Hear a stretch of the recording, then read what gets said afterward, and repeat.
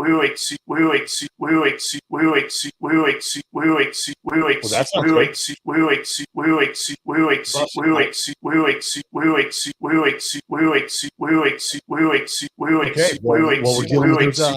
difficulties. I know. What did you just call this? Beta drink for beta male. I'm a beta male. Beta male. Yeah, you're no longer welcome at this podcast. This will be the last episode for Tyson Mendias. Guys, welcome to the Men's Journal Everyday Warrior Live Power Hour. I'm joined with Sean, Tyson, Doc Parsley, who's the man of the hour. We're going to talk about sleep. And then we've got Judd joining in from my office. Of course. I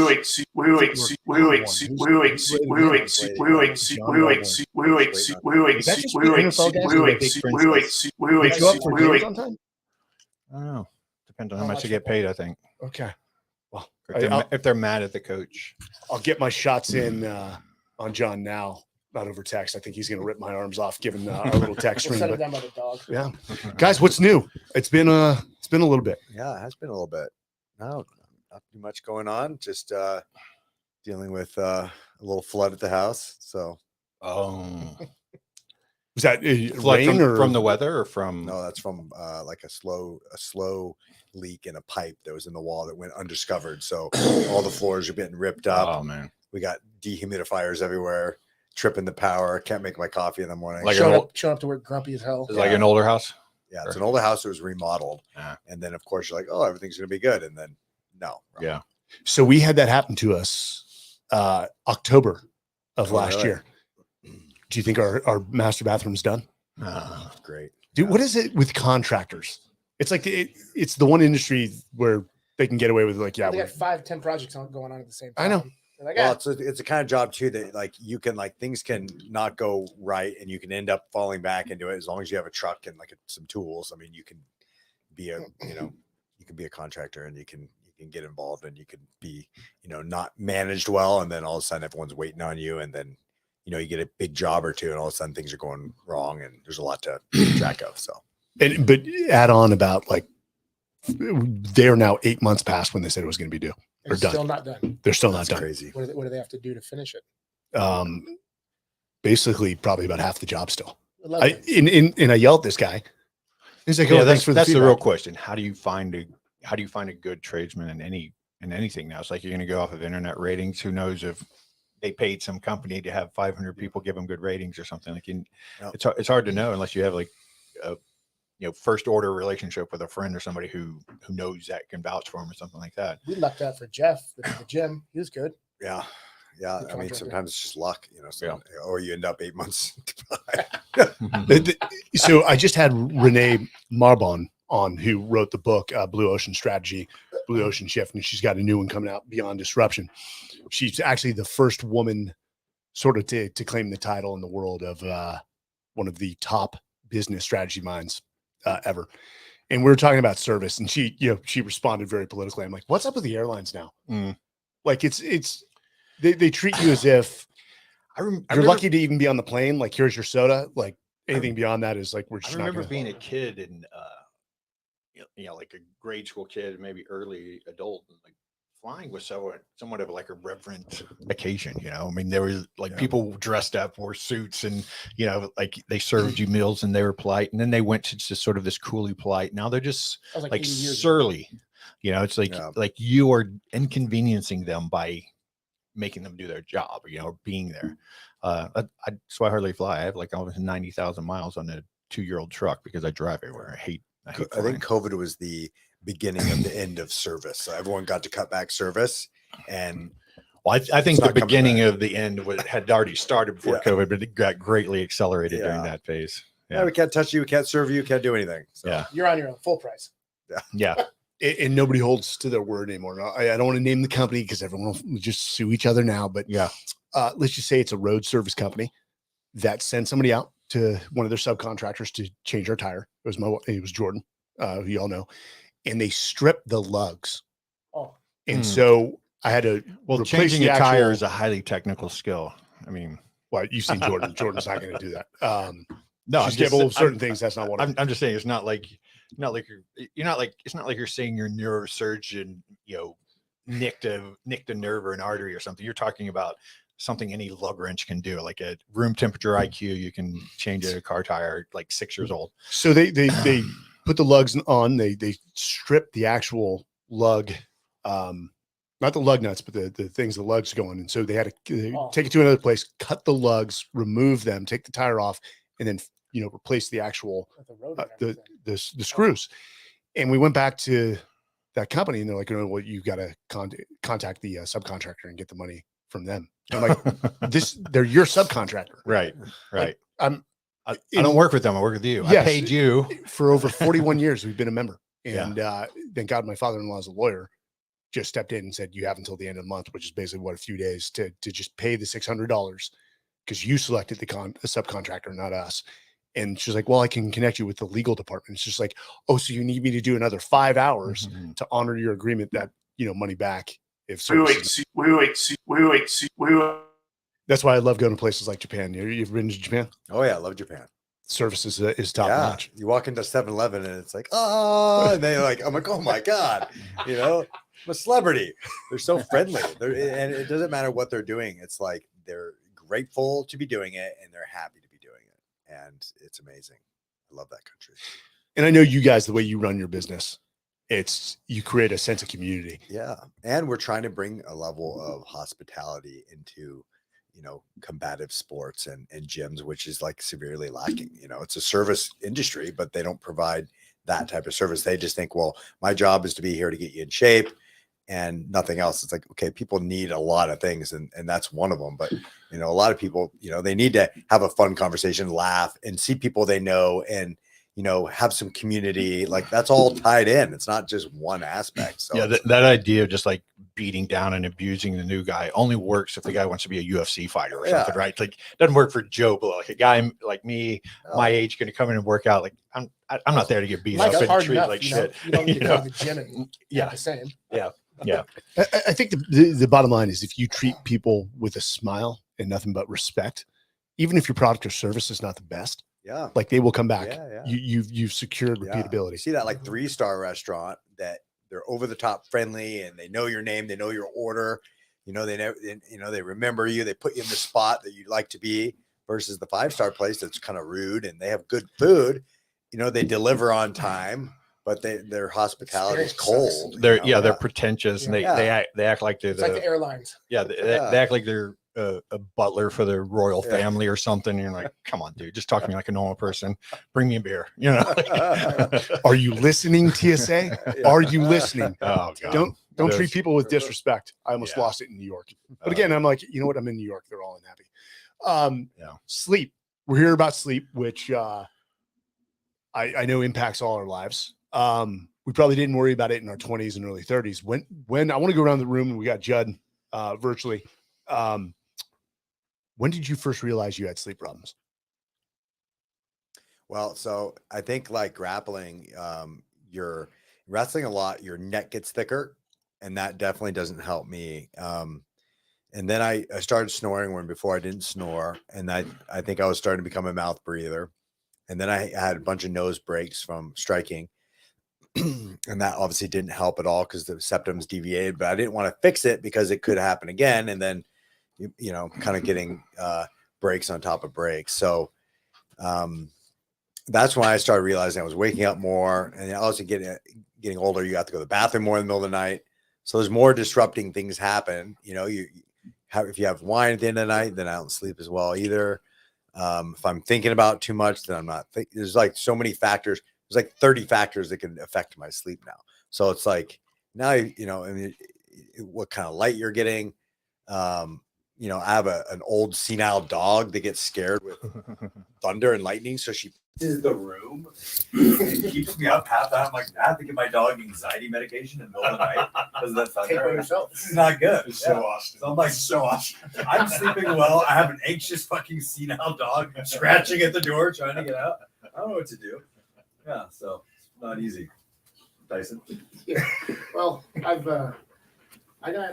had my sleep study done like 10 years ago, but I've always been kickboxing, get my nose broken, and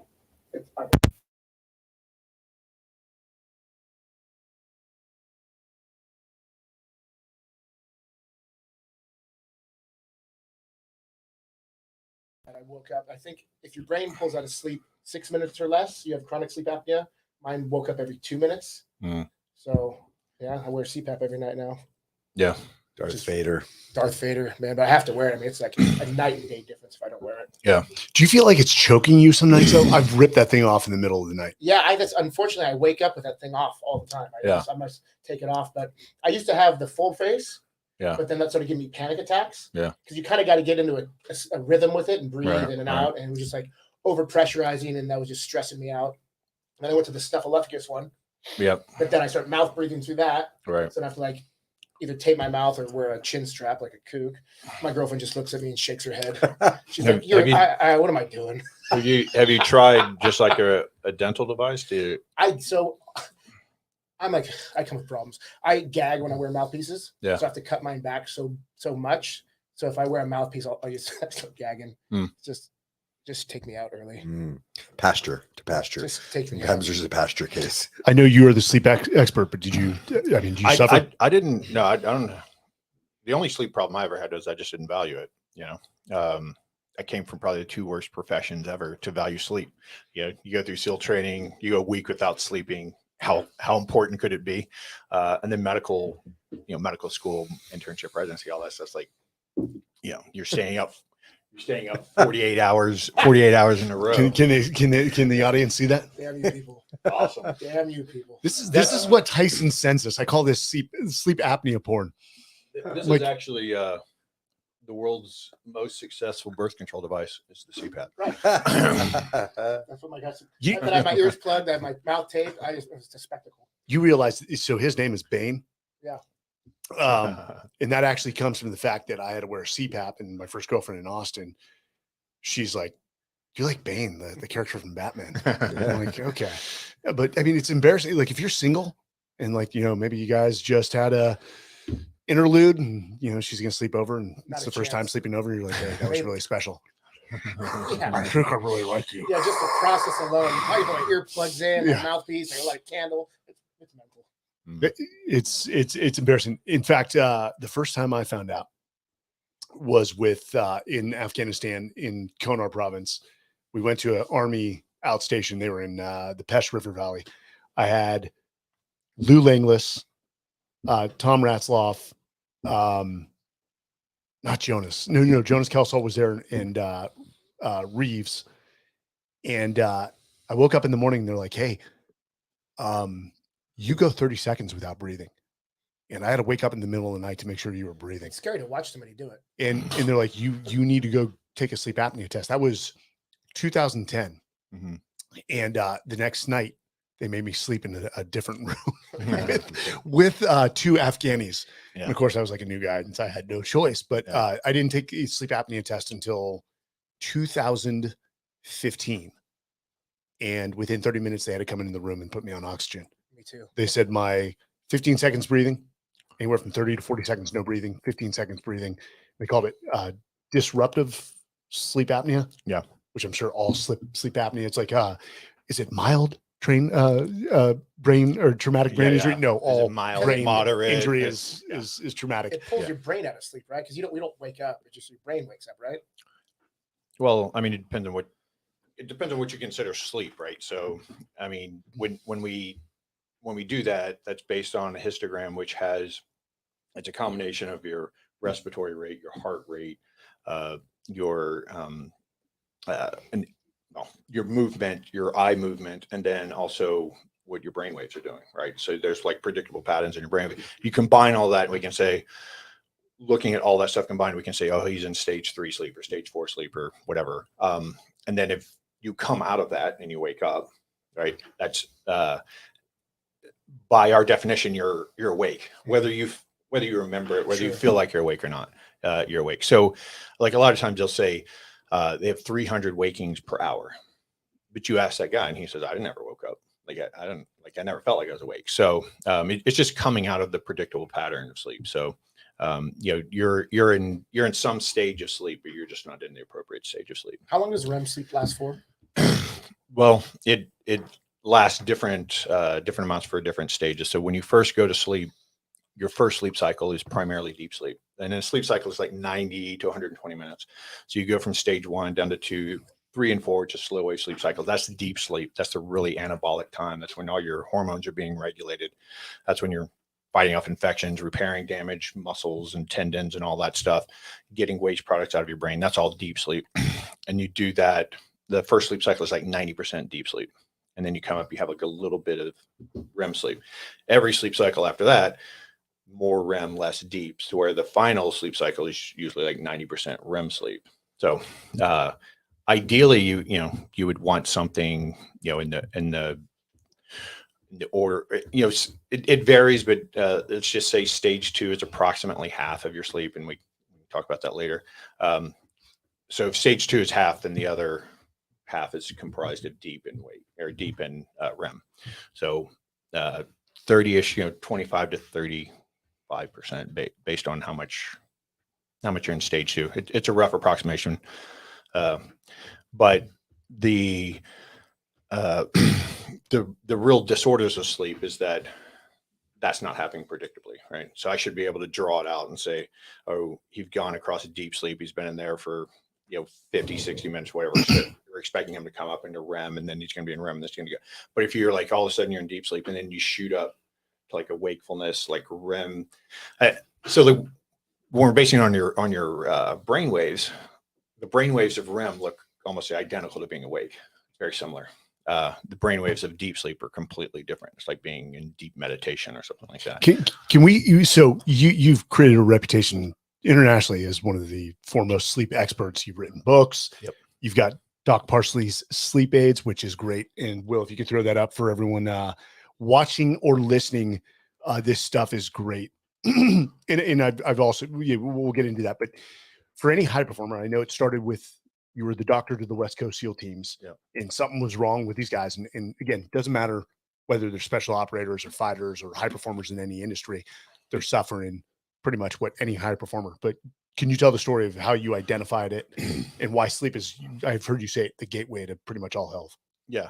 So, what happened is, I went back to the SEAL teams as a physician, and I got there at a great time to. And by the way, so that's what, if you guys didn't know, that's what we do with sort of the non-performers as SEALs. We send them to medical school, and they do pretty well. Like Johnny Kim, underperformer in the SEALs, now NASA astronaut, Harvard doctor. Doc wasn't cutting it. We're like, hey, we're going to send you to medical school. That's right. And it's not, you don't even get a choice. So I came back as a physician, and we just got the funding for the human performance program, tactical athlete program, whatever. And we built our first rehab facility. All the crap that people would have thought SEALs had, we hired our first nutritionist, our first strength and conditioning coach, our first athletic trainer, our first PT, so we had this great rehab facility. And, we had all these experts coming through, ortho and pain rounds coming through, chiropractor coming through, acupuncture, all these people coming through. And so I was now the least valuable person there, because I was like the dumbest guy around, because we'd hire all these great people from professional sports teams and all that. And so in the military, what do? Put you in charge. So it's like you supervise all these people, right? So that was really my job. I became a supervisor as a medical doctor. But because my office was in that hallway between like the rehab and the gym, guys would come in and close the door and be like, hey man, let me tell you usually people don't tell the doctor what's going on, because you could disqualify me. Like you could say you can't be in your platoon anymore. So they'd come, I'd been a SEAL recently enough to where a lot of people knew me, had a reputation, all that stuff. And so they'd come and talk to me, and they listed out all these symptoms, which is now what they call the operator syndrome, which we talked to, Dr. Chris about a few weeks ago. I was calling it the SEAL syndrome then, but they came in, they're like, hey, my mood sucks. I'm edgy with my kids. I'm edgy at work. I can't concentrate. I can't focus. My motivation sucks. I'm getting fatter. I'm getting weaker. I'm everything in my life's going to crap, but they don't have any disease. Right. And so I didn't have the slightest idea. I thought, this is 2009. So it's like 8 years of combat. Maybe this is like the shell shock or the, whatever they call it, combat fatigue and various wars. So I just tested everything I could possibly test. And I did like 98 blood markers. It's costing like $3,000 per guy to do it. And I got in trouble for that as well. But I don't know, 30, 40, 50 guys in come and tell me the same story. One guy said something about Ambien, and I was like, well, it seems like a lot of guys said something about Ambien. And then I go back after he leaves, I go back through all my files, and every single guy who had been in my office was taking Ambien. I was like, I wonder if that's because I didn't know anything about sleep. I didn't learn it. I didn't have a single class on sleep in medical school. Knew nothing that, the SEALs didn't know. And so I was like, well, I wonder if this could be a factor. That's a long, convoluted path to go down because the pharmaceutical industry actually owns the research and they let out what they want. But anyway, over time, I figured out, hey, I think like once I learned enough about sleep, I was like, every single symptom these guys have could be explained by sleep, lack of sleep. And I wasn't naive enough to think that would solve everything, but it's like every single symptom could be the cause. So let's get rid of the sleep aids. And that's why we had to come up with a supplement, because I couldn't just take away their Ambien and say, suck it up. Right. I had to give them something. They couldn't sleep. That's why they were taking Ambien. So like we came up with this combination of supplements, which I just got from learning the physiology of sleep. Like what happens when you're asleep? What nutrients do you need? What's a common deficiency? So I just came up with a combination of like the 6 most important nutrients involved in all the normal sleep cascades. But the guys are having to go to all is pre Amazon, like, so guys are going to the health food stores, driving all over town, buying, big and the brands weren't consistent. It's like, well, this is a good brand and that's a good brand, but like they're out of this brand. So it is a pain in the ass for them. And so they really just harangued me into making the product.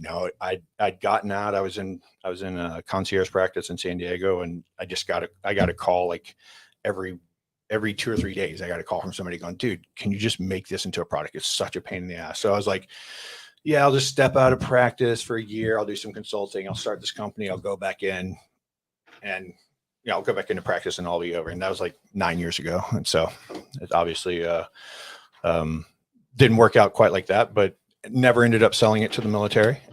But, the guys, when they got off of Ambien, their testosterone would triple, quadruple, all their inflammatory cascades would go down, their thyroid function would improve, their insulin growth, so test went up 2 to 3 times. Like I had CEOs of, guys in their 40s, CEOs of the teams and exes of the teams coming to me and saying, I PR'd today, not for my age, but for my life, like the best I've ever done. And like this exercise, this workout, whatever. You're sharing a mic, buddy. Okay. You have to share a mic when. Oh, no. You're talking. You're talking. Go ahead. Yeah. And so, I got everybody who came in my office got off of Ambien. Alcohol was also a big problem. So we had to limit the drinking. I didn't expect them to not drink. That's a little presumptive, don't you think? Yeah. You're going to just rule out alcohol? No. I ruled out the possibility of getting them to stop drinking.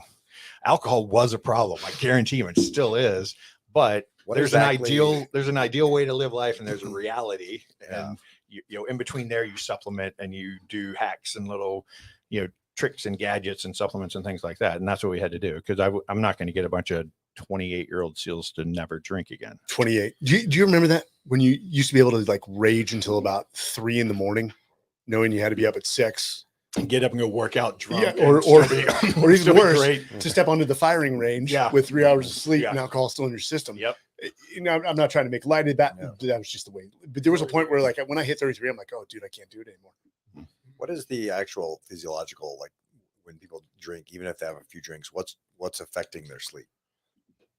Well, so alcohol is a toxin, right? And now BJ shows up. I guess he's in the office.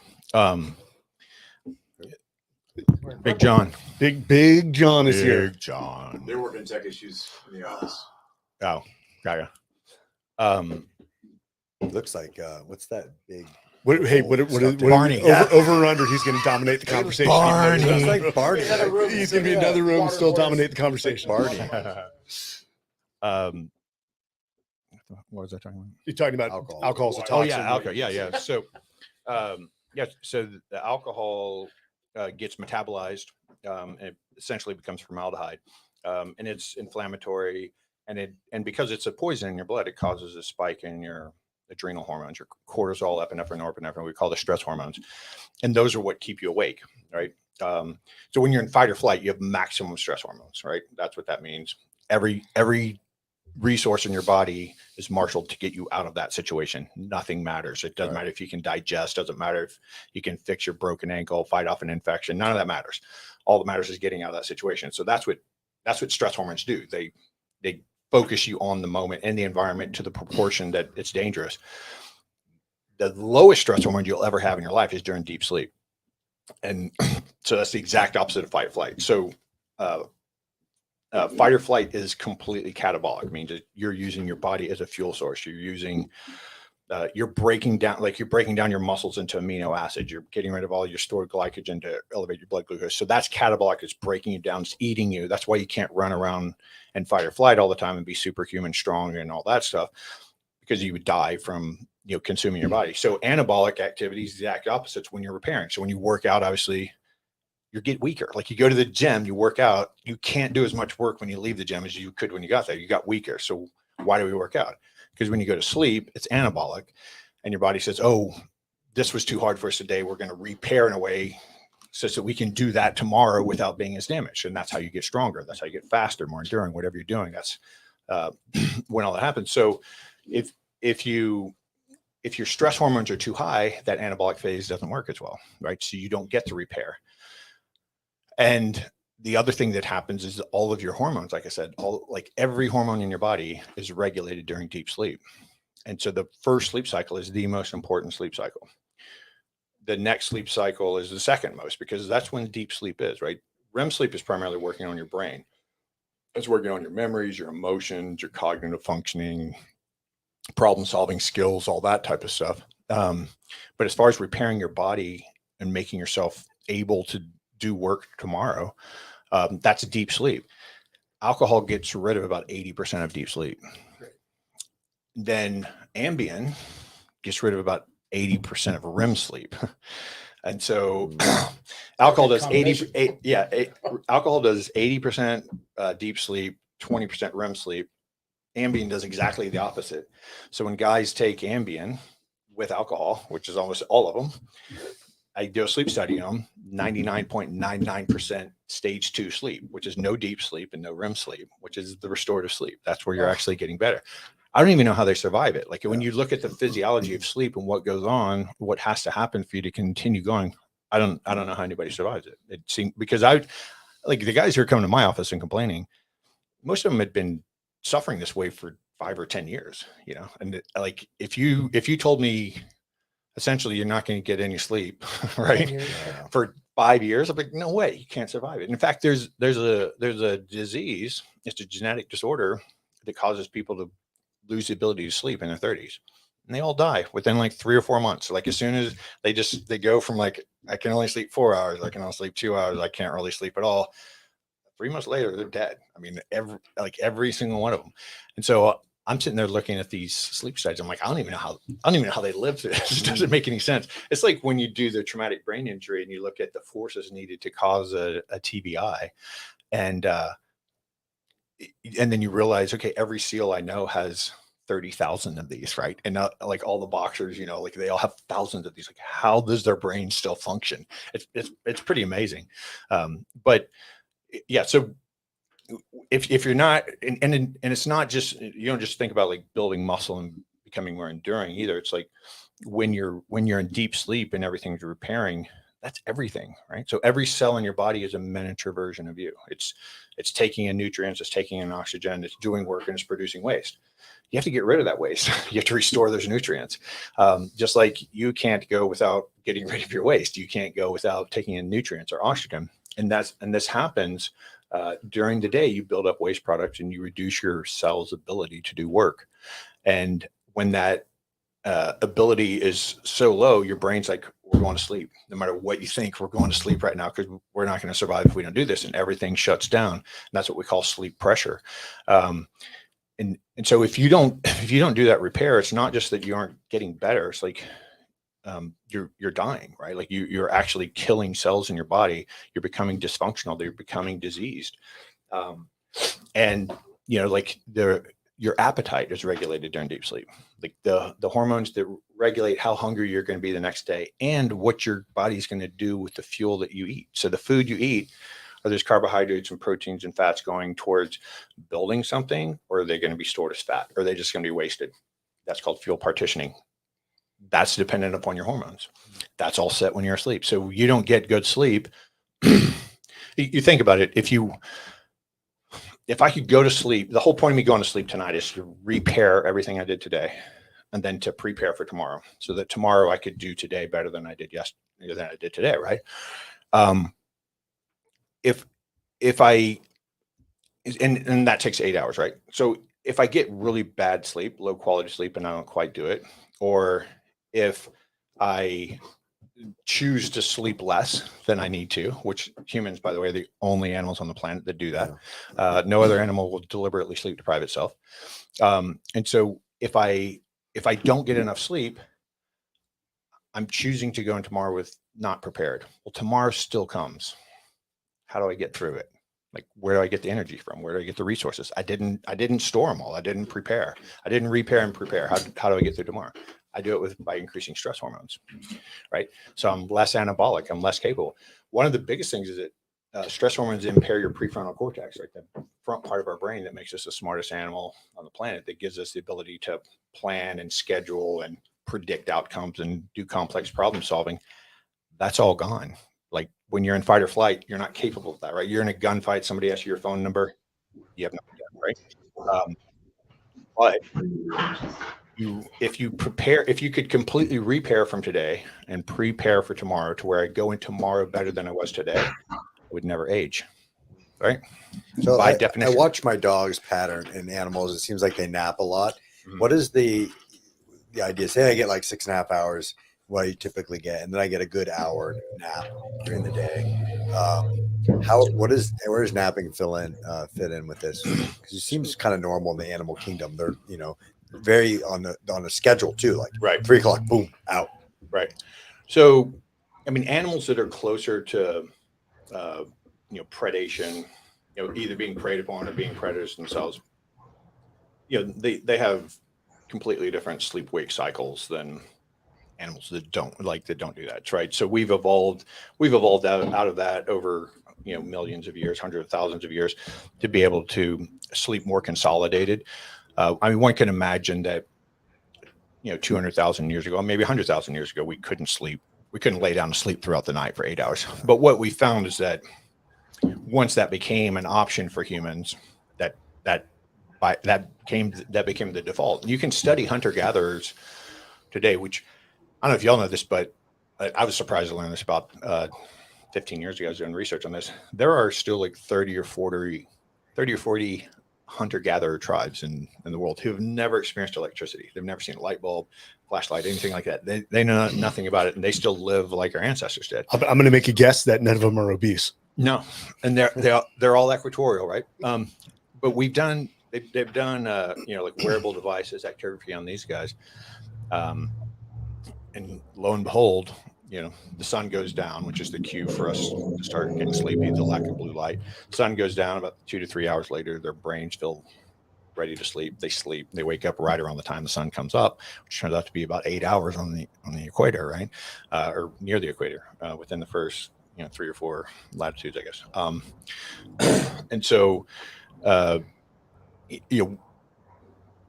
if you look at journaling, like the farther you go north or south, the further you are from the equator, the longer the night to day ratio can change with seasons.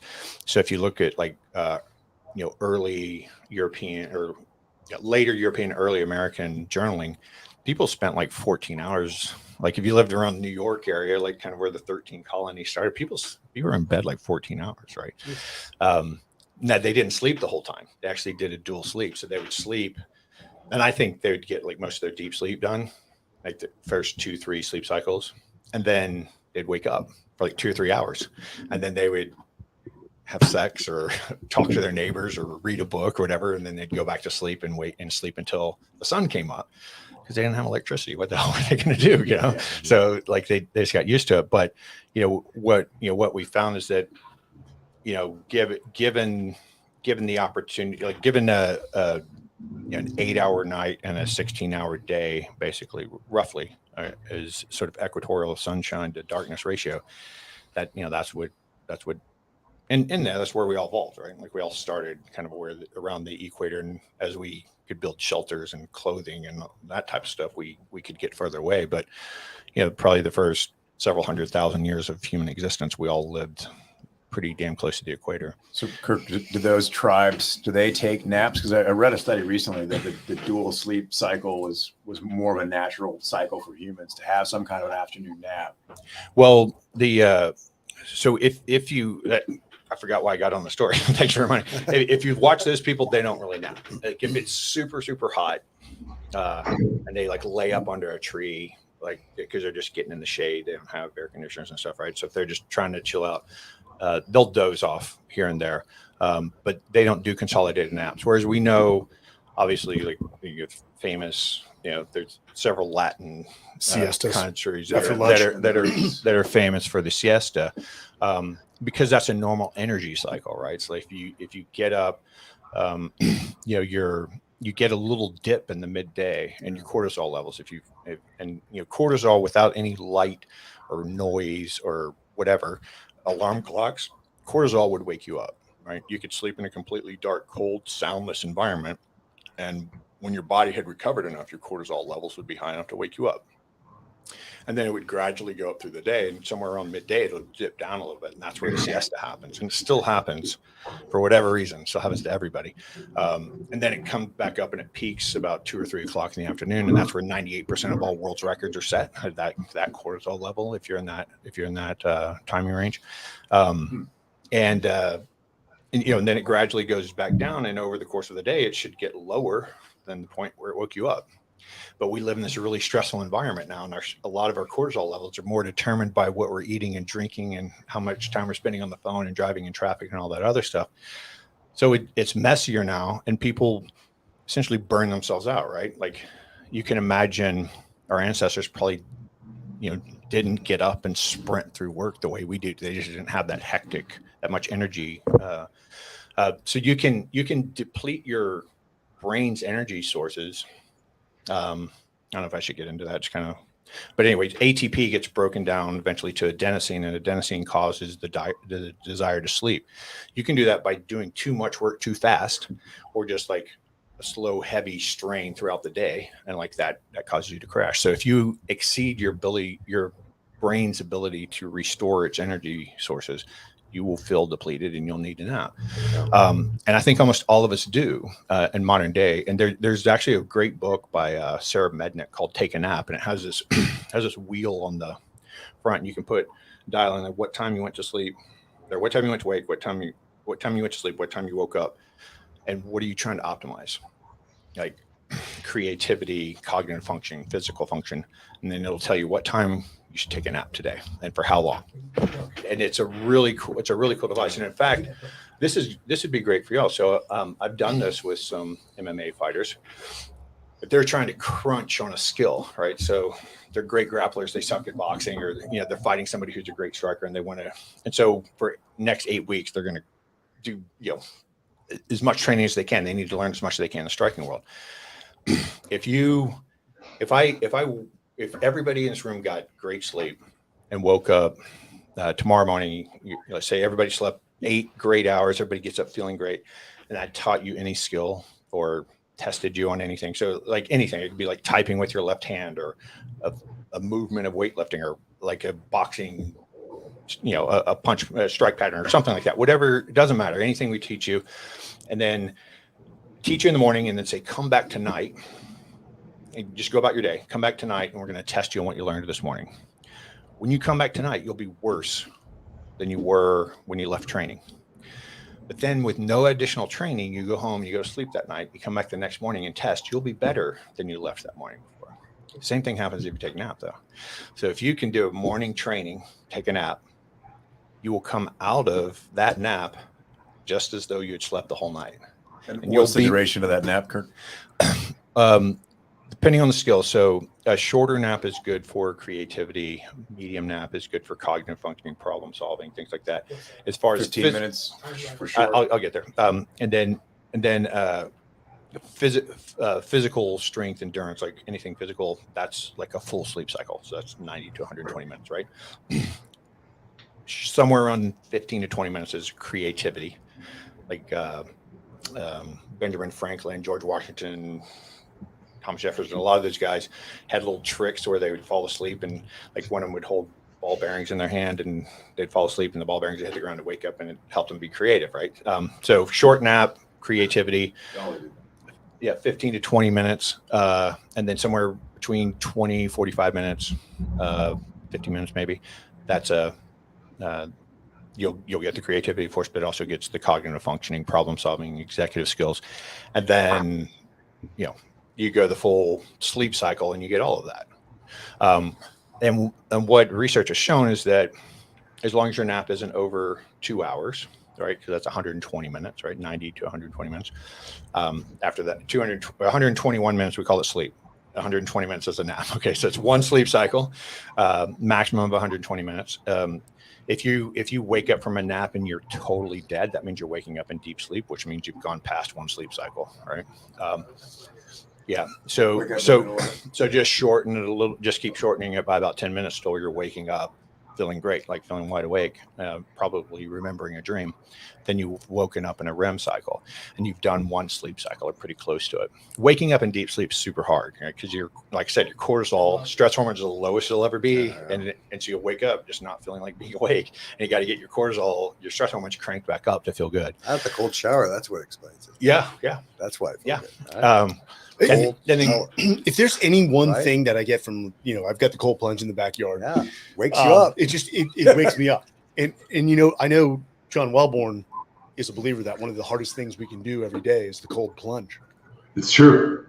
I don't agree with I that. think 10 seconds is John's. Yeah. John Very true. said the hardest thing that humans can do is do the cold plunge every single day. Yeah, it is. I mean, who cares? Does he know how to Fighting a war in Afghanistan is not nearly as hard as the cold plunging. Hold on. He's talking. Yeah, let him burn it off.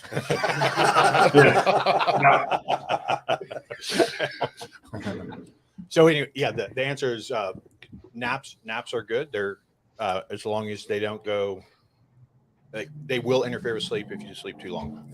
If you nap too long. So one sleep cycle is good. And you can't wake up any closer than say like 3 hours from your bedtime. So like you don't want to wake up from a nap at 10 o'clock and try to go to bed at 11 or something, right? Like that'll interfere. But yeah, I mean, if you look at people's overall stress hormones throughout the day, which I think is the biggest problem, I'm pretty sure that maybe not in my lifetime, but fairly soon, we'll come to the realization that probably all disease is caused by stress. And that'll be validated through science. Intuitively, it seems right to almost everybody, and so anything you can do to decrease stress hormones is effectively decreasing your risk for any disease and death from any cause.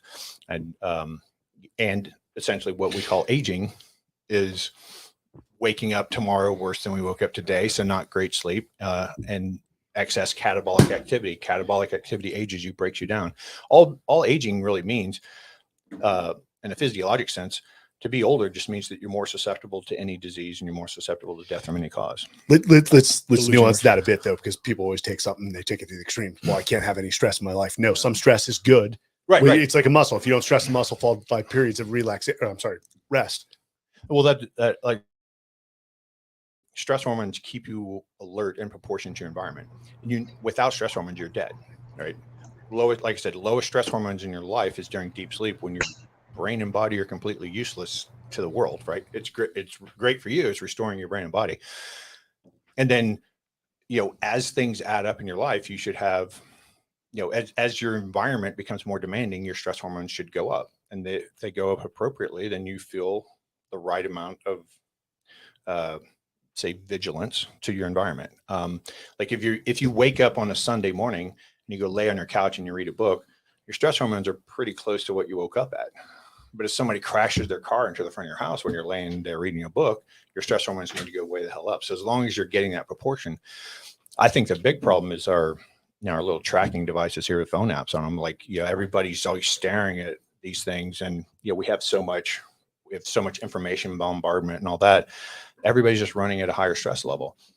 And those, like I said, those stress hormones are catabolic. Those stress hormones are counterproductive to you getting bigger, better, faster, and stronger. And they will age you faster. If you look at like, why did the, financially and socially elite look so much younger for their age, right? They don't have nearly as much stress. They don't wake up with the concerns. They have resources to handle all the stresses in their lives. And like the less affluent you are, the fewer resources you have, the faster you age, right? look at a homeless person. Like how old did they look? Kept pointing at me. Yeah. Wait, And a homeless person. homeless and stressed out. What the hell? Overweight. Yeah. What's the concoction in your medicine you're sleeping? Well, so the normal physiology of going to sleep, that when the blue light goes out of the sky, you have some nerves in your eyes that sense blue light. It has nothing to do with the vision. Blind people can have normal circadian alignment because of this. So the blue light goes out of your eye, it triggers a bunch of pathways, and eventually the gland in the back, there's a pineal gland in the back of your brain that secretes something called melatonin. Most people have heard of. That's a hormone, and that's the initiation cascade for going to sleep. Now, the whole tryptophan coma thing that everybody talks about on Thanksgiving, all meat has tryptophan in it. It's just an amino acid. Turkey doesn't have any especially high levels of it, but we just don't overeat most meats like we do turkey, and the carbs weigh into it. But anyway, tryptophan becomes 5-hydroxytryptophan in your brain, and then with the addition of vitamin D3 and magnesium, you can turn tryptophan or 5-hydroxytryptophan into serotonin. Serotonin then becomes melatonin. Melatonin, like I said, is the initiation cascade. One of the main things that leads to is a release of a neuropeptide called GABA, capital GABA, gamma aminobutyric acid. It would gabapentin. Yeah, and GABA slows down your neocortex, so the part of our brain that interacts with the world, that all of our sensory processing of all our sensory, all of our motor, that's our neocortex. When you're asleep, all of that's dissociated, right? Like everything still works, your eyes and ears, like you can turn on the light and wake somebody up because their eyes are still working. They're just not paying attention to it. And so the GABA slows everything down. Once GABA slows everything down and you dissociate enough from the world, that's when we call you asleep. That's when all the brain waves and respiratory rate and heart rate and all that thing would change to where we'd say that guy's asleep. My product then wasn't meant to do any sort of trick to make people go to sleep. It's just to make sure that all the nutritional substances are there. So there's tryptophan, 5-hydroxytryptophan, vitamin D3, magnesium, very small amount. How much melatonin? That's like 2 micrograms. Because it's just like from sundown to sunup, your brain will produce somewhere around 6 micrograms. So not 100% of what's in the product can get to your brain. So I don't want to overshoot, but I want to give enough to start. And then there's GABA in there, and then L-theanine is an amino acid that helps GABA do its work. So, and then just recently, like 2 years ago, I added phosphatidylserine in there, which is a compound that lowers stress hormones, it lowers cortisol. And that's actually great for you guys to know if you're boxing. If people take phosphatidylserine when they're working out hard, they'll produce less cortisol, less stress on their muscles. It'll actually improve their lactate threshold and their VO2 max. Yeah, That's pretty good. Kirk, what are the side effects of more than 2 milligrams of melatonin? We did that Bernie's. Micrograms. Micrograms. So melatonin is actually ubiquitous hormone.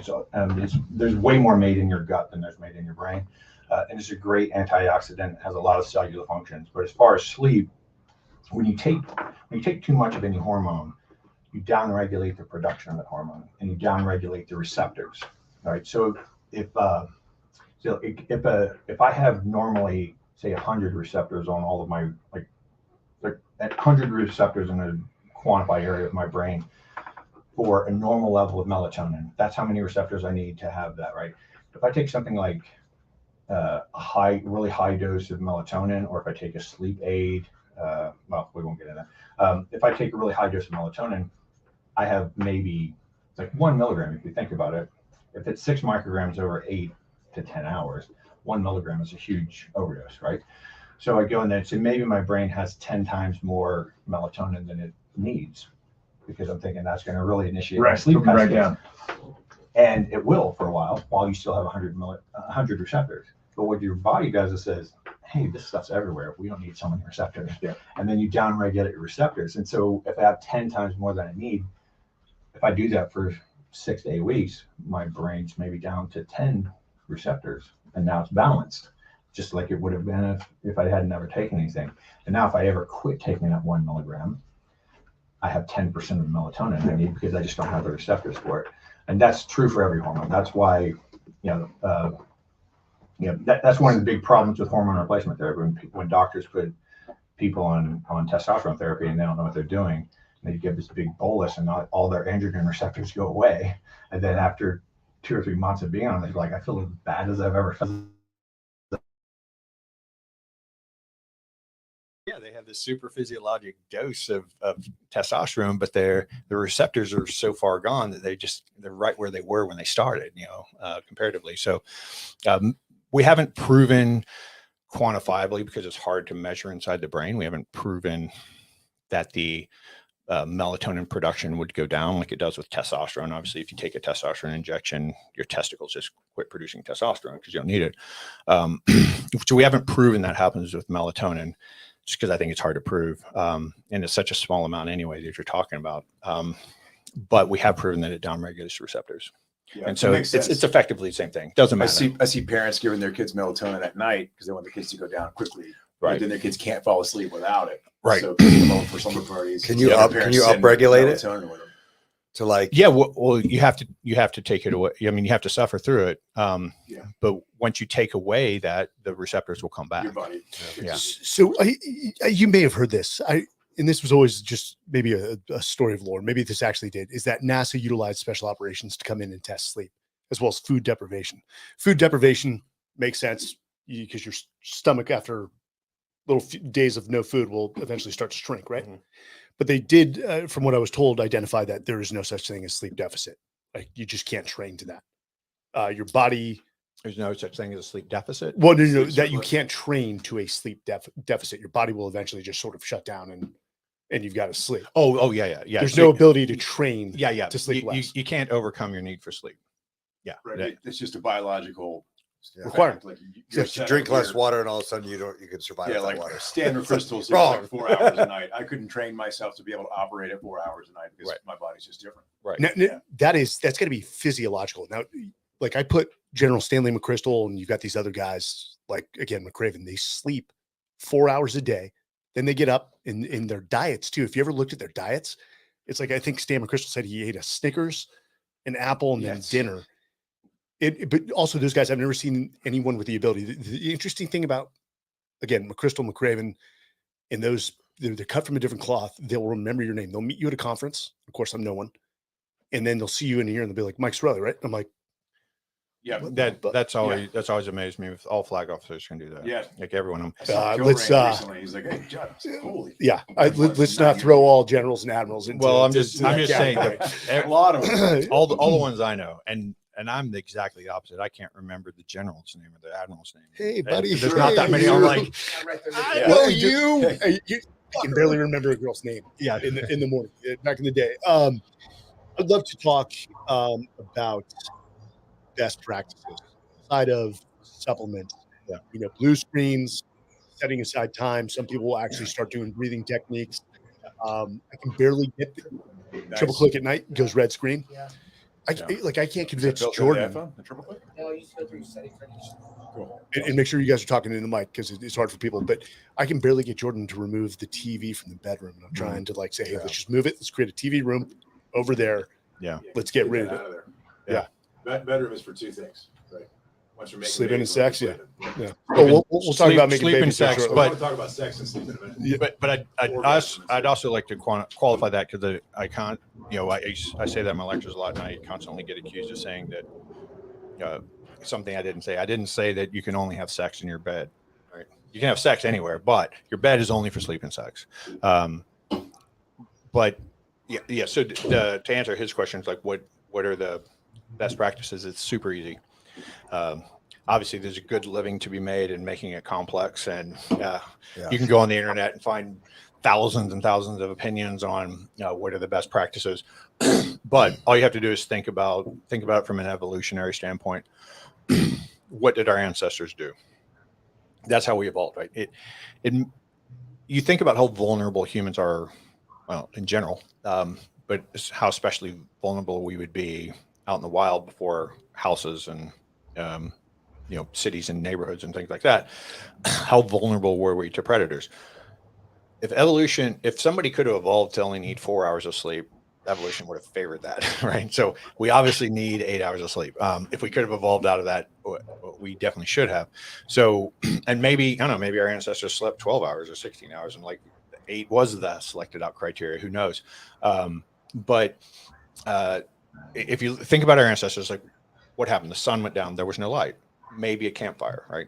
Campfires great because it's also emitting near infrared light, which has some effect on your skin, mitochondria, energy production, all that stuff. So there's some benefit on top of that, but very little blue light and a fire, like a natural fire, wood fire, and so forth. And so the blue light would go down in their eyes. That melatonin would start getting secreted, and like I said, GABA would flood the brain and take you out of your environment, right? Figuratively, not literally. But you'll start paying less attention to your environment. You're not going to be, they wouldn't be out climbing trees and rocks and lifting heavy things and whatever. They wouldn't be out working. They're going to tuck away in their little corner next to their fire or something like that. And that, given enough time, when your brain function slows down, your neocortex slows down enough, then you start feeling sleepy. The other thing that happens when the sun goes down, because it was before HVAC, they got colder. Their body temperature went down. That's all there is to sleep hygiene. That's 100% of sleep hygiene. Lack of blue light, lack of interaction with the environment, with your brain, and lower body temperature. And if you think about, have you ever had kids or been a little kid? Like, you don't take a 3-year-old boy who's banging trucks together and put him in his bed and turn off the light and walk out of the room and expect that to work. Why? Because they have to get ready for bed, right? We need to get ready for bed too. We just don't think we do as adults, right? And if we push that energy expenditure far enough, we have enough adenosine in our brain, we have so much sleep pressure, we can sleep no matter what, right? So like, you're as familiar as I am with this, like, going out to Nyland and planning an exercise for 3 days where you essentially don't sleep, and then going out on the 2-day up, and during the day you lay up underneath a thorn bush with rattlesnakes and scorpions everywhere, and you can sleep like you're dead. Like, you sleep standing up. Yeah, I feel like sleep standing up all the time. It's like, oh, this is great. So you sleep paddling. Yeah, you can push it so far that you're just going to sleep no matter what. But if you you think of a little kid, he's banging trucks together, roughhousing, he's super excited. What do? Well, we say, hey, time to quit. We're getting ready for bed. Time to quit roughhousing, right? Like, you can work on puzzles, you can read your books, whatever. You can do slow, quiet things. Ideally, you dim the lights a little bit. Then you put them in a bath. Why? Lowers their body temperature. You don't give a kid a 99-degree bath, right? You give a kid an 80-something degree bath. So you're going to lower their body temperature. Then you put them in pajamas and you put a powder all over them because you're decreasing their stimulation to their skin. And then you put them in a bed, and you don't read them a book they've never heard of. You read them a book that they know really well, so they aren't actually thinking about it. It's just like a trance. And that's the reason Dr. Seuss's books were so great, because they rhymed and they were so predictable and had this cadence, and kids just I read to my kids every night. And my oldest son, I think for 6 years, we did the exact same book every night at bedtime. Yeah. And I just had it memorized. I'd be falling asleep and reading, like, not changing the page. And he'd be like, wake up, Dad. You're on the wrong page. What is it about movement that makes you go to sleep? A bus or a plane Yeah, I don't know about that. There's I always fall asleep on buses. Yeah. I'm like, there's like that body vibration. Same thing on a ship. Like, if you ever go like on a, obviously not a super rough ship, but like, just that rumble that, I don't know the answer to that. The womb again. Something. There's something. So there's several issues. So one, like I said, deep sleep, lowest stress hormones you're going to have in your life. When you're in fight or flight, you're not digesting. When you're in deep sleep, you're digesting at a maximal rate. So everything's exactly the opposite of fight or flight. However, it turns out that too much sort of mechanical activity of the stomach and bowels can interfere with certain people's sleep. Doesn't happen to everybody. The more common thing is dyspepsia. As you get older, the sphincter at the bottom of your esophagus gets, the smooth muscles get relaxed and weaker, and so you get gas, and especially people get a little overweight and they're got some pressure on their stomach while they're sleeping, and that heartburn, that's kind of a sensation of almost asphyxiation. So that'll increase stress hormones. That'll wake you up. That'll literally just wake you up from discomfort, or it can, just mildly interfere with your sleep throughout the night. But what I see a lot of these days, I'd say probably half of my private clients, their insulin sensitivity is so poor that if they eat anything with carbohydrates in it any closer than like 3 hours to bed, then their blood glucose fluctuates too much. So earlier I said that no animal on this planet deliberately sleep deprives itself. It's not exactly true. And every animal on this planet will sleep deprive itself under two conditions.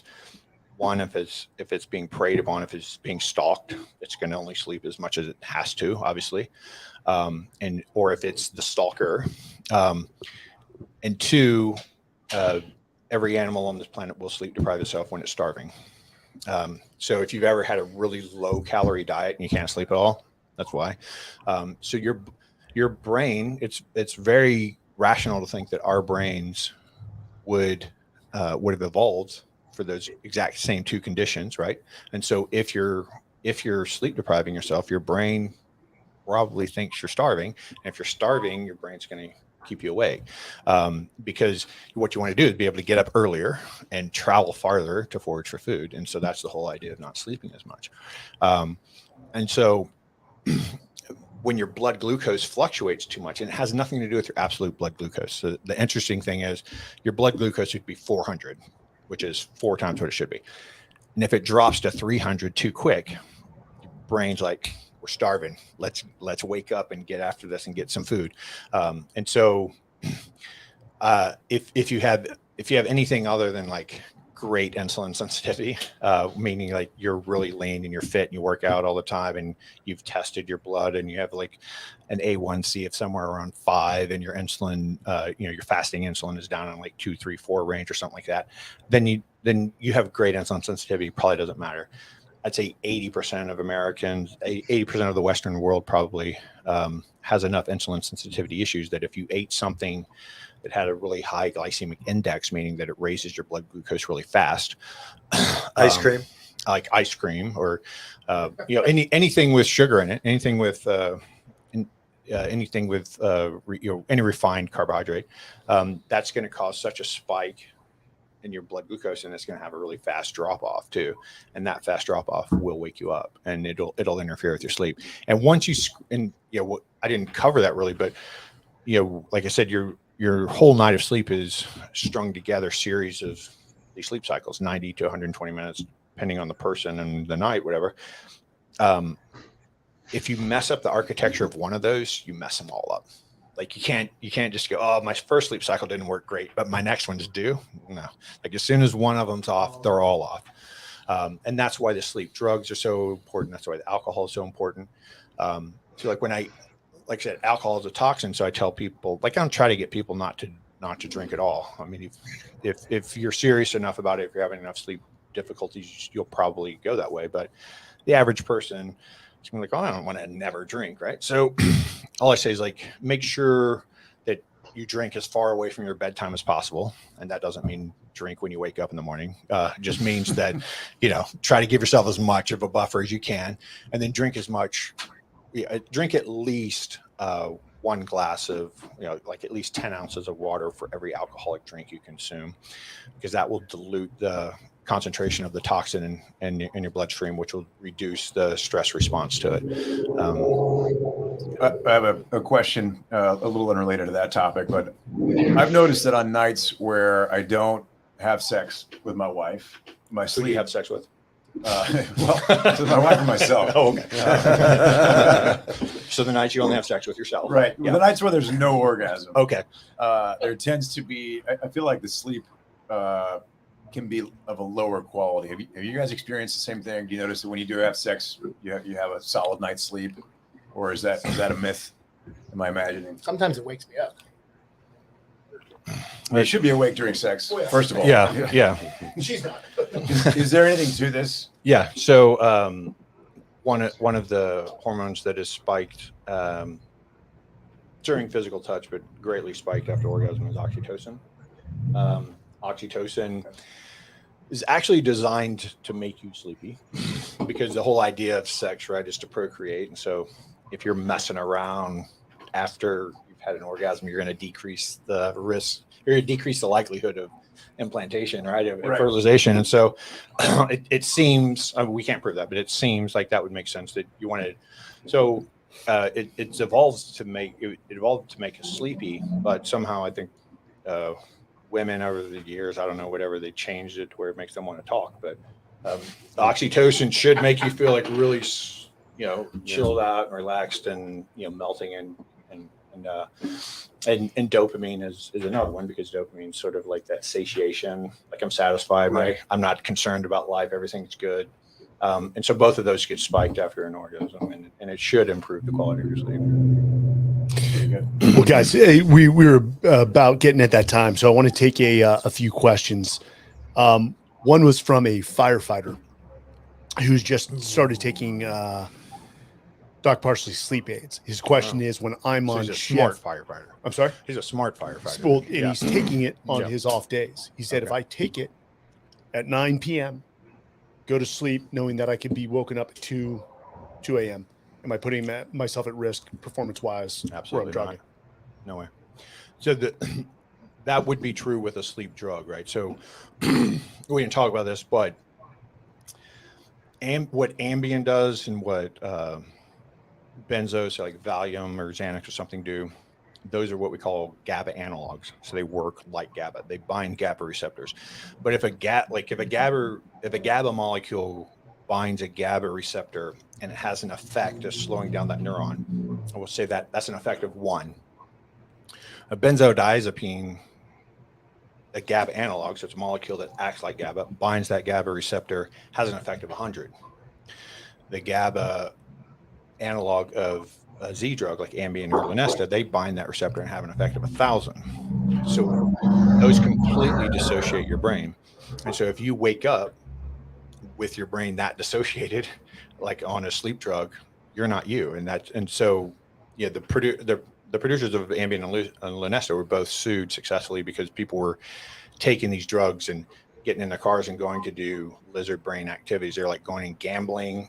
There was one guy who mortgaged his house in Vegas and gambled away his entire life, and woke up the next day and had no memory of even going to Vegas. And people, picking up prostitutes, people like going and just binge eating, all this lizard brain behavior, like stuff just to, fight, flee, fornicate, and whatever. And so that would be a problem for the firefighter. Like if you're using a drug like that, you wake up, you're not even. I've had in-depth, complex conversations with people for an hour and a half while they were taking Ambien. The next day, they don't remember having the conversation. And so you could. Well, you're looking at Tyson with complex conversations. Like, wow, I never had one of those with him, even when he's a little. What? Yeah. So, like I said, there's nothing in my sleep product that's a trick that's forcing you to go to sleep. It's all I'm doing is I'm bringing lumber to the construction site. Your construction crew is still your brain. They have to do the work with it. If your brain's not working right, there's nothing in my product that's going to help you. But that's exceedingly rare. That's probably like 1% of people's sleep problems. So he's totally fine with it. Okay. So another one is, are there overlooked aspects about the environment we sleep in that have negative effects? For example, is there value of sleeping with windows open, allowing fresh air versus HVAC, air movement only? Probably. I don't know. I mean, obviously, the closer we get to the closer we get to our ancestral environment, that's how we evolved. That's what we're supposed to be doing. So the closer you get to that, there's probably, definitely there's something like you've heard of the negative ions and the air. Those have huge effects on your body's energetic systems, the function of your nervous system, stress hormones, all that stuff. So Maybe fresh air would help in that respect. I don't really know. I mean, I feel like if I go to the beach and I have the windows and doors open and the wind blowing, like I seem to sleep really well. Yes. There's a ton of negative ions in around water and the ocean and stuff. So Well, we know that nature or synthesize nature. So put your nature sounds maker. on. You Yes. put scents in the room. That de-escalates your stress hormones. Yeah. So that could help as long as you're not living in the city, right? And hearing cars drive by. If you've got birds and squirrels and wind. yeah, it in probably fact, works. to go along with the vibration idea, it's like predictable sounds actually enhance sleep. So things like nature, which is like you can't necessarily predict exactly when the bird's going to chirp and whatever, but like that kind of rhythmic sounds, ocean sounds, wind sounds, rain sounds, those predictable sounds actually enhance sleep. Unpredictable sounds wake people up. So when you live in a city and your neighbors, blowing their horn or slamming their doors or, whatever, trash trucks coming by, sirens, gunshots, whatever, that type of stuff interferes with sleep. What else we got? Last question, and then we'll close it out around the room. Give me 1 second here. If you play with Bane, Bane will bite. I don't care. Um, You see how the world's going, I'm ready to go. yeah, there you go. I'm not fighting for survival anymore. Again, did you guys? I had to step out here. Did you guys talk about mouth breathing versus nose breathing? We did not talk about mouth. So I know that's the big thing, the hostage shape right now, to get people to breathe out of their nose instead of out of their mouth. So the thinking behind that, which seems to be supported anecdotally and somewhat with limited research, is that if you close your mouth and you breathe through your nose, that stimulates the nasal and oral, what we call mucosa, that tissue in the back of your neck, in the back of your throat, just kind of lining your neck, which can stimulate the vagus nerve. Vagus nerve is parasympathetic. That's like the opposite of stress, the stress response. So sympathetic is stress enhancing, like that speeds everything up. Parasympathetic slows everything down. So if you stimulate the vagus nerve, you decrease stress hormones, you decrease nervous system activity, and it should help with sleep, and it should help with the quality of your sleep, especially if stress is one of your problems with sleeping, which it is with almost everybody. But also your nose filters that air you breathe in, your mouth does not. So chance of getting sick increases when you sleep with your mouth open. Yeah. And if you see your kids sleeping with their mouth open, walk over there and close their mouth, because you can form that habit while they're sleeping. And mouth breathing dries out your oral mucosa and can cause fissures that allow bacteria from your mouth to get into your bloodstream and so forth like that. I'll try that on my wife next time. Yeah. Who will accuse me of trying to murder her. No, I'm trying to help you sleep, baby. Okay. Well, dude, I think the bottom line is, proper sleep hygiene, protect your sleep, safeguard your sleep. It's the key to performance, health. And it's not that complex. I mean, there are over 80 sleep disorders. They're all exceedingly rare. 99% of the population, if they valued sleep enough, would be able to get really quality sleep if you make it a priority.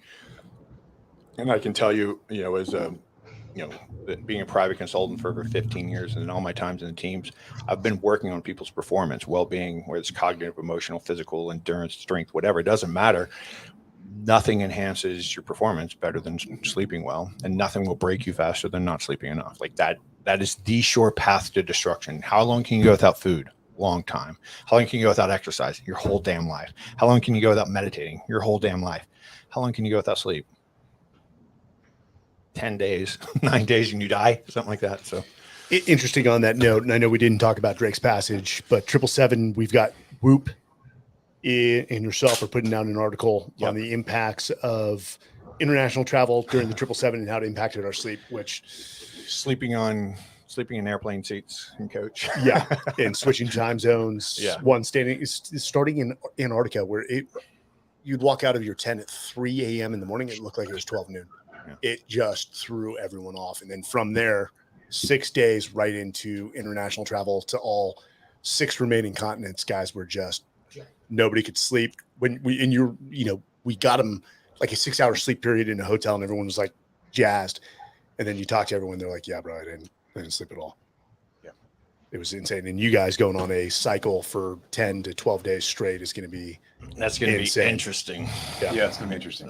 That's a good challenge, man. I'm excited to see what we can do with that. Yeah. Well, thoughts, lessons learned, starting with Sean. We'll end with John. Yeah, well, I'm I like experimenting and trying new things, seeing what happens. So I am constantly changing my diet, trying to sleep, different amounts, seeing what food, exercise in the morning versus evening, all those things affect my sleep. So this has been interesting. But for you guys, all Navy guys, it just seems like there was like a big push, with Jocko and like getting things done and not sleeping. So when is that changing, or is the Navy smartening up? It changed a lot while I was there. I actually, the CEO of Trade Ed at the time, so Jocko was there originally, but then he left maybe a year into my time as a doctor there, and Joe Burns took over, and I was going out to Nyland, and they were shifting the lights, darkening out the barrack rooms, making it really cold, put all red lights in the galley so that people were supposed to be asleep. They got rid of that, and they're trying to schedule in midday breaks to guys in their training cycle during the day, to give them an opportunity to recover and things like that. So, but it, like anything, it's, commander's discretion. So as the leadership changes, some guys value it, some guys don't. Like, some admiral comes in and says, all I need is bullets. And another admiral comes in and said, I need no family incidents and, like whatever. So it's depending upon their. And let me caveat that, Sean. I think you've got to be very careful about the message you put out into the public about, like, grind all the time, 110%, always in all the time. No. And love Jocko. He's a brother, served with Jocko. Keep in mind, his experiences, he had 2 combat deployments. A lot of that is due to where he was in his career, versus some of the guys I know with 15 deployments that they're ruined for life. So while that may work physiologically for Jocko, guys that have suffered a lot more impact from the war or trauma have a much tougher time getting on some semblance of a sleep schedule and recovery. So, well, the other thing is Jocko's pretty disciplined with his sleep. He just gets up early, but he goes to sleep pretty early too. So he's sleeping like 6.5 hours a night, which is a little less than he should, maybe half an hour. But that's not destroying you. Like, the guys who are strung out on Ambien and alcohol were technically probably getting 2 hours worth of sleep every night. Yeah. In another point is like, that Jocko's discipline off the charts. Yeah. But then again, add brain trauma into that, which you probably have brain trauma. I mean, there's your sleep apnea. My sleep apnea are not caused from obesity. That is caused by brain trauma, and your brain pretty much shutting off and not breathing is brain trauma. So it's different strokes for different folks. Yeah. And I would just be careful. Like, don't try to replicate somebody else's sleep schedule because it works for them. Find what works for you. And of course, I listen to everyone and I take the breadcrumbs from their success, but I've got to find out what works for me and my schedule. I think something that gets missed all the time with all of these influencers is they're all describing a way that works for them. Like, discipline in your life is meant to drive you towards the behaviors and actions and thoughts that will optimize your life.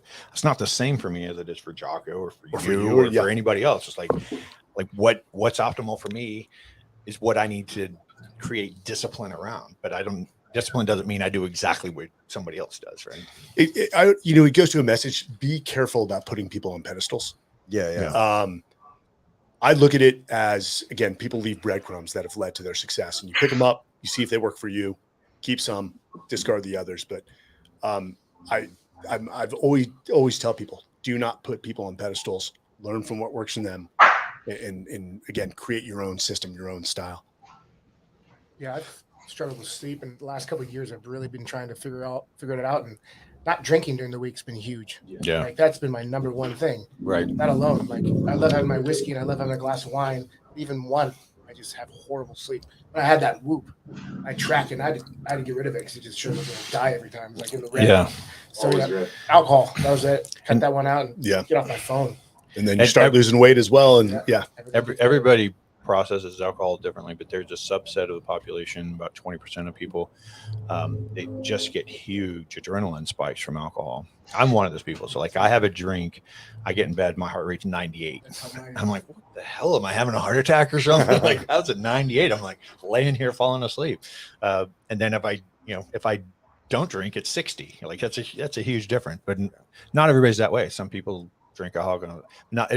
it screws up the quality of everybody's sleep. Don't get me wrong, but not everybody suffers equally from all the stuff, and that's true of sleep too. There are genetic differences in people, to where some people suffer a lot from missing an hour of sleep, and some people suffer a little bit from not sleeping 2 hours less than they need. Well, it seems like alcohol sedates you too, so people might be under the mindset that it's helping them sleep, but they might fall asleep but then sleep horrible, right? Mhm. Yeah, I mean the problem, one of the big problems with my sort of niche is that if you sleep great, you don't remember it, right? You shouldn't have any real objective experience of your sleep. You should wake up in the morning and go, I guess I slept great because I don't remember anything. Like I fell asleep and all of a sudden the alarm went off, or I woke up and the sun was up.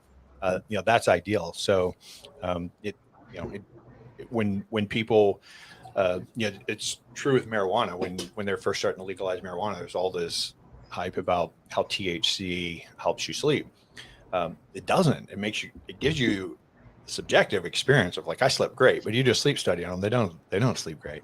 And then the other thing is THC is I think it goes up tenfold every 30 days or something, like your need for it. So like if you first need 5 milligrams, a month later, you'll need 50 milligrams, and a month later, it goes off the chart. So. Yeah, so I think from my end, since I was 19 and joined the military, I've surrounded myself with high performers, and so I've tried everything you can imagine to try to keep up, to try to perform at a high level. And without a doubt, the single biggest factor that I've found is sleep. And when I landed on a good sleep protocol and started having healthy sleep, my performance across the board, intellectually, emotionally, and physically, improved dramatically. And so now it is the number one priority for me in my performance cycle. Yeah, definitely nothing matters more. I mean, the only time you get better at anything is while you're sleeping. So you learn anything, you practice anything until you go to sleep, and that gets consolidated in your brain, and your body adapts to that movement or thought or process or technique, whatever. The only time that happens is when you're sleeping. So, John, What do I think about sleep? Can you hear me? Use sign language, please. Hello, can you hear me? can't hear you. Yeah, he's out. That's a shame. Thanks for showing up, John. that's about his contribution, Welbourn, the extent of his contribution to every World-class podcast. trainer. Man, a few words. Hey, seriously, this was an accident, John. We did not mean to turn your mic off. He's a man of few words, folks. No, kid. We'll get him on next time. Stoic. I think for me, the struggle right now is, and you guys know I'm on the road nonstop. So I'm in different environments, different beds. I'd love it. I've got the Tempur-Pedic at home. I've got these pillows that are now yellow because I've had them so long. I've got to wash them. And the fact that I'm in East Coast. Last week I was Connecticut, woke up at 3:30 to get to JFK, and all of a sudden I'm in California, and I'm just off. So I'm done by Friday, and I'm trying to work that piece to get to some sort of consistency or sustainability, and I'm not there yet.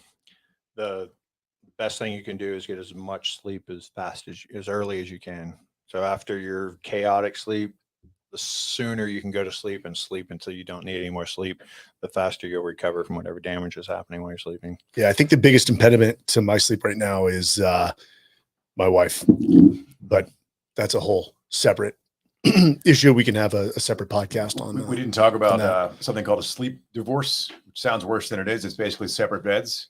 And I read a study recently that said sleep for both the wife and the husband improves dramatically when you sleep in separate beds, as does libido for both increases dramatically. Interesting. Well, have you ever seen the meme where it's like 80% of the bed is hers? And then like it was like 10% for the dog, and then I have 10. Literally could not be more accurate. And especially when she like scratches my legs with her toenails. Just the libido is hugely linked to sleep, though. So if you just get better sleep, you're going to increase your sex drive. That's right. But I tell people that all the time. People are like, "Hey, what's the best mattress?" Well, like, okay, well, I weigh 250 pounds. My spouse weighs 120 pounds. Are we going to be comfortable on the same mattress, right?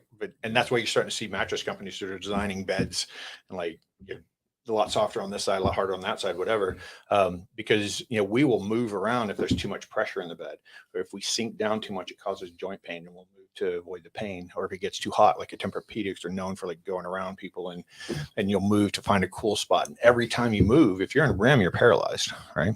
So you have to unparalyze yourself to move. So you come out of REM sleep. And then deep sleep, you're pretty close to being paralyzed. So you affect your sleep architecture every time you have to move. So if your bed's too hard, if it's too soft, if it's too warm, you'll move around a lot in the night. And so sleeping in two different beds gives you the option of having like exactly your bed. You don't have somebody moving around, you have somebody touching you, whatever. And so that's an individual decision, but yeah, the research is clear on it that it does help. So, the way I want to end this, one, the reason we pulled this team together is because we hit all those pillars.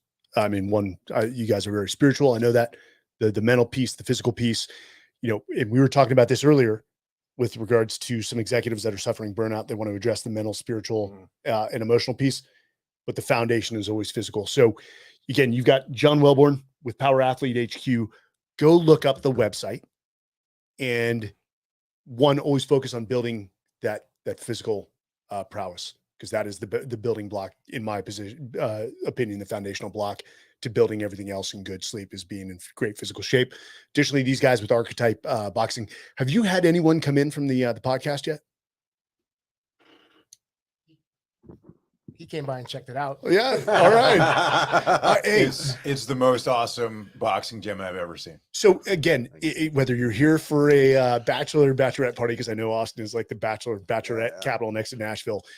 If you're in the Austin area, go check these guys out. They could not be more welcoming.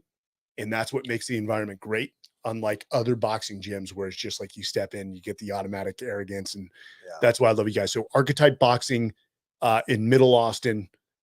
Guys, go check it out. What time are we drinking tomorrow and where? 2 I'm p.m. not drinking now because I'm for this sleep conversation. Yeah. As early in the day as possible. 3 o'clock. 3 o'clock where? To be determined. To be determined. You like chilies? Yeah. Why don't you take him to West 6? Give him a little Chardonnay. Yeah, like salad. Let's say let's do West 6. Some oysters. You want to do what's the Rustic Tap? Let's do that. 3 p.m. Rustic Tap. If you're around, join us. And then lastly, check out Doc Parsley's sleep aids. What's the domain? Dogparsley.com or sleepremedy.com, whatever you want. Add it to your sleep hygiene. Try it. It's great. I've never heard anyone say it didn't work for them. I know sometimes I feel like I have to taper off just because I don't want to take it every night. If I know I don't need it, then I don't take it. But it's been highly effective. Yeah, I mean, there's no problem with taking it every day, though. Yeah. I mean, it's just nutritional supplements. So if you don't need it, you just wait. It just goes out in your urine. Get them all online. Yeah, you can buy it. You can buy it online. And that's on there. And then there, like I have a worksheet for helping people get rid of stress in their sleep and all that. That's on my website as well. My book can be there. There's an ebook. There's lots of blogs and videos and information on that for on docparsley.com. But Sleep Remedy is on that page as well. And guys, please go leave a review for the podcast, the Men's Journal Everyday Warrior podcast. Again, go check out the book, The Everyday Warrior. And lastly, I want to end with this. You guys remember the Louisville mass shooting in the bank a few weeks ago? Well, I've been keeping in contact with the Louisville Metro PD, namely one senior leader there on Officer Wilt. If you guys haven't heard this story, we see a lot of division within America. If it leads or if it bleeds, it leads, usually meaning negative news. That's all we get. Well, here's a positive story. Officer Wilt was basically 1 week out of the academy, and he was one of the first to respond. He was unfortunately shot in the head. Oh, wow. And he's been on respirators, was in a coma. He opened his eyes yesterday. They're trying to take him off devices. He turned towards his brother and smiled, who was in the academy when this happened, I think still in the academy. So our prayers out to Officer Wilt and their family. Just keep fighting. Couldn't be more of a warrior-based story. And I'm glad because, it wasn't always good news coming out for the last few weeks, but that was very positive. Again, prayers to him and his family and the entire Louisville Police Department. And that's it. Thanks for joining the Everyday Warrior Live Power Hour, and we'll be back next Friday. Thanks, y'all.